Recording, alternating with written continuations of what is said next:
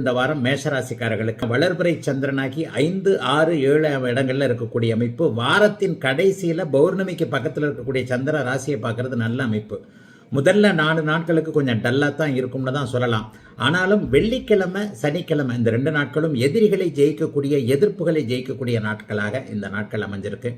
12ஆம் இடத்துல இருக்கக்கூடிய கிரகங்கள் பயணங்களையும் செலவுகளையும் வீண் செலவுகளையும் கொடுக்கும் என்றாலும் கூட இதனை அடுத்து பௌர்ணமி யோகம் வேற ஏற்படுகிறது இல்லையா? அப்போ அந்த பௌர்ணமி யோக அமைப்பின் காரணமாக பெரிய செலவுகள், தேவையற்ற செலவுகள் எதுவும் இல்லாத ஒரு நல்ல வாரமாகவே இந்த வாரம் கண்டிப்பாக மேஷராசிக்காரர்களுக்கு இருக்கும். பெரிய சோதனைகள் எதுவும் கண்டிப்பாக இருக்காது.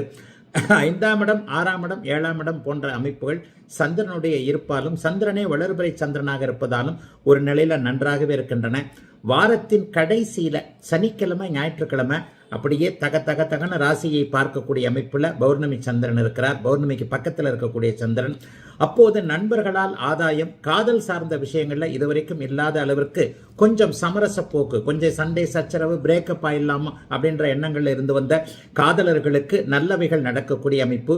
வேலை தொழில் நிலைமைகள்ல இருந்து வந்த மன அழுத்தங்கள் அப்படியே நல்லவையாக இருக்கக்கூடியது. வியாழக்கிழமை, வெள்ளிக்கிழமை இந்த 2 நாட்களும் வேலை மாற்றங்கள் இருந்தாலும் கூட நல்லவைகள் நடக்கக்கூடிய அமைப்பு. பதவி உயர்வு, சம்பள உயர்வு, மேலதிகாரிகளோடு முரண்பட்ட தன்மைகள் எல்லாம் விலகக்கூடிய நிலைமை என மேஷராசிக்காரர்களுக்கு பெரிய கஷ்ட நஷ்டங்கள் எதுவும் இல்லாம, செலவுகள் இருந்தாலும் வருமானங்கள் வரக்கூடிய ஒரு நல்ல வாரமா தாங்க இந்த வாரம் அமைந்திருக்கிறது. கஷ்டப்பட தேவையில்லாத நல்ல வாரம் இந்த வாரம்.